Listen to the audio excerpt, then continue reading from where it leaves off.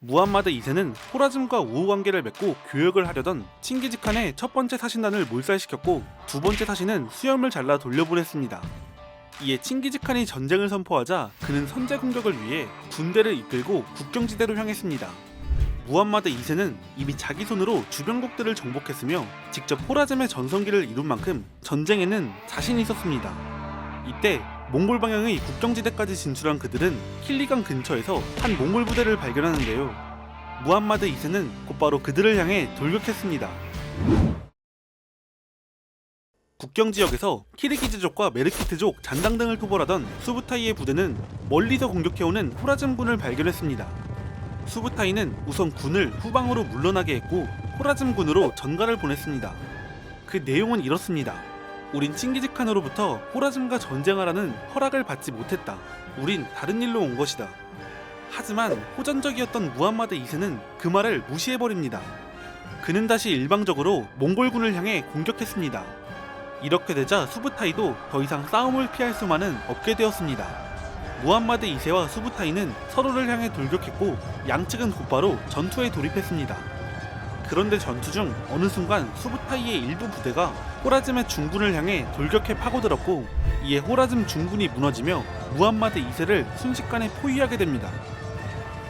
무함마드 2세와 수부타이의 전투에 대해서 전투 규모에 대한 정확한 기록은 없지만 아마 국왕이 직접 군을 이끌고 온 만큼 무함마드 2세의 군 규모는 컸을 것이고 수부타이는 목적이 잔당 토벌인 만큼 무함마드 2세에 비하면 군 규모가 적었을 것입니다. 숫자에서부터 차이나는 상황에서 수부타이의 이런 계책은 호라즘군에겐 매우 치명적이었습니다. 그런데 무함마드 2세를 포위한 이때 무함마드 2세가 몽골과의 첫 전투부터 몽골의 명장 수부타이를 만났듯 수부타이도 상당히 골치 아픈 상대를 마주하게 됩니다. 무함마드 2세가 붙잡혀 포로가 될 상황에 놓이자 그때 그의 아들 잘랄루틴이 그곳에 난입했습니다. 그는 파고들어온 몽골군을 막아냈고 아버지를 사지에서 빼냈습니다. 잘랄루틴은 수부타이를 상대로 아버지 대신 군을 이끌며 계속 싸웠고 수부타이 역시 호라즘보다 적은 규모의 군대로 계속해서 전투를 벌였습니다. 양측은 해가 질 때까지 싸웠지만 결국 서로 별다른 이득 없이 회군했습니다. 수도 사마르칸트로 돌아온 호라즘의 술탄 무함마드 2세는 큰 충격에 빠졌습니다.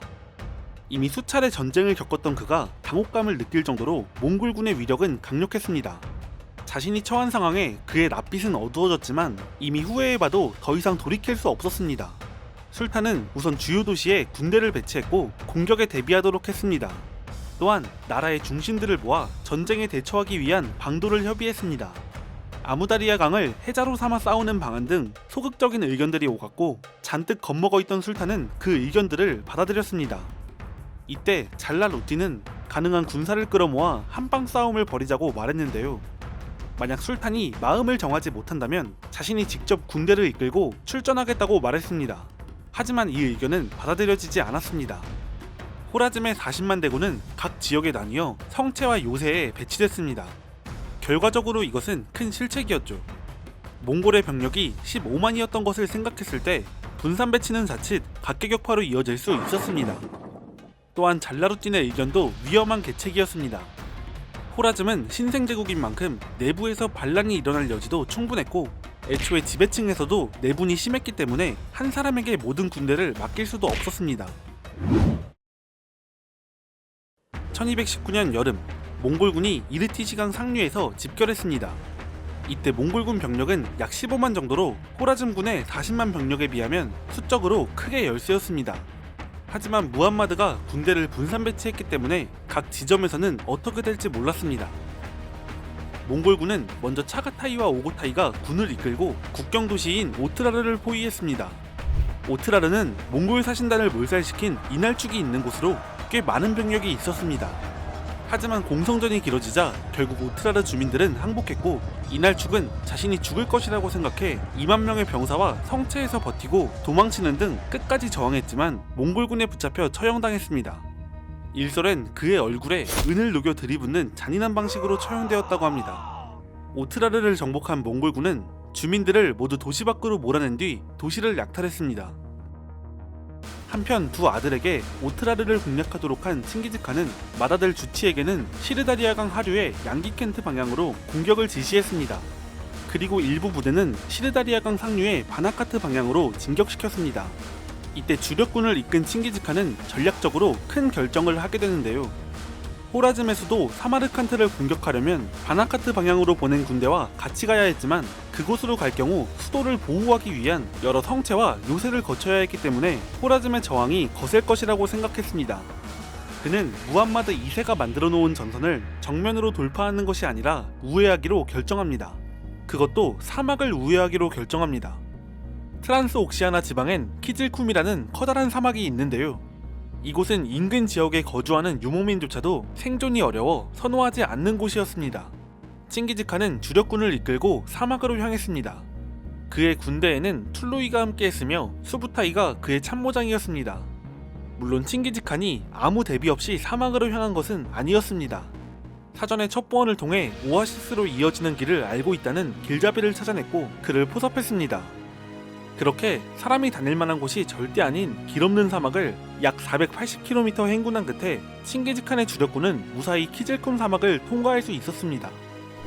칭기즈칸이 막 사막으로 떠났을 때 제베가 페르가나 분지에 나타났습니다. 이에 무함마드 2세의 관심은 온통 사르다리아강 상류로 집중됐는데 그는 위험을 느끼고 사마르칸트에 병력을 더 충원했습니다. 그런데 얼마 후 분명 사마르칸트를 거쳐야 도달할 수 있는 후방 지역에 갑자기 몽골군이 나타났습니다. 후방 도시인 부하라는 순식간에 포위됐고 사마르칸트는 아직 잠재 병력이 남아있던 우르겐지 쪽 도시들과 단절됐습니다. 이런 와중에 주치의 군대는 젠드를 함락하고 양기켄트를 거쳐 아무다리아강 하류를 향해 진군했고 시르다리아강 상류로 향한 몽골군은 바나카트를 점령했습니다. 몽골군은 주요 도시들을 공략하며 점점 사마르칸트를 조여왔습니다.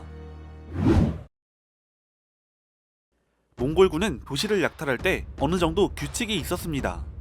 그들은 금나라와 오랜 기간 전쟁을 거치며 요새화된 도시를 점령하는 법이나 주민들을 다루는 법을 배웠으며 약탈을 효율적으로 하는 방법도 익혔습니다. 먼저 도시를 포위하면 전가를 보냈는데 복종하면 살려주지만 저항하는 자는 모두 죽이겠다는 협박이 담긴 전갈이었습니다. 그 후 도시를 함락하면 약탈 전 비슷한 절차를 밟았습니다. 먼저 도시 수비대를 모두 죽였습니다. 기병에 의존한 몽골군은 성벽 방어를 하도록 훈련받은 보병이 전혀 필요가 없었습니다. 또한 몽골군이 계속해서 호라즘 전역으로 진군한다면 분명 점령한 도시는 돌아갈 때 거쳐가야 하는데 집으로 돌아가는 길을 적이었던 사람들이 막고 있는 것을 원치 않았습니다. 그들은 초원으로 돌아가는 길을 안전하게 열어두고 싶어 했습니다. 그 다음 도시에 사무관을 보내 민간인을 분류했습니다. 몽골은 크게 보면 전쟁과 목축, 사냥에 특화되어 있었기 때문에 상인, 낙타를 모는 사람, 여러 언어를 할 줄 아는 사람, 그리고 각종 기술을 가진 장인 등을 필요로 했습니다. 이렇게 분류하고 남은 나머지 사람들은 따로 모아 도시 공격에 이용했습니다. 그들은 짐을 나르거나 요새 공사에서 땅을 파거나 인간 방패 역할을 하거나 돌격해 해자를 메우는 일을 했습니다. 이런 일도 하지 못하면 죽여서 버리고 갔습니다. 도시의 권력자들은 최악의 운명을 맞이했습니다. 보통 유럽이나 중동에서 전쟁이 벌어지면 귀족끼리는 서로 죽이기보단 잡아두었다가 몸값을 받고 풀어주는데요. 그러나 몽골군은 저항하는 권력자들 대부분을 죽여버렸고 항복하면 죽이지 않았지만 그들에게 돌아가는 특혜는 없었습니다.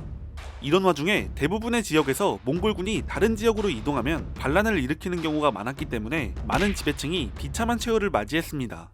이렇게 지배층이 죽어나간 결과 호라즘의 기존 사회체제가 무너지면서 결과적으로 미래의 저항 가능성을 최소화시킬 수 있었습니다. 칭기즈칸의 우회 공격은 호라즘에 있어서 엄청난 타격이었습니다. 호라즘이 싸우기 위해 준비해놓은 전선은 몽골군의 주력군을 잡아놓지 못했죠. 후방에서 칭기즈칸에게 포위된 부하라의 군대는 2만 명이었는데 주민들은 몽골군의 성문을 열어주었습니다. 도시에 진입한 몽골군은 주민들이 성문을 열어주었기 때문에 그들을 죽이진 않았지만 주민들을 징발해 요새에서 항전하던 수비대를 상대로 싸우게 했습니다. 결국 요새에서 항전하던 부하라의 수비대는 전멸했습니다. 이렇게 부하라를 공략한 칭기즈칸은 다시 부하라의 주민들 중에서 젊은이들을 선발했습니다. 그리고 그들과 함께 군대를 이끌고 호라즘의 수도 사마르칸트로 향했습니다.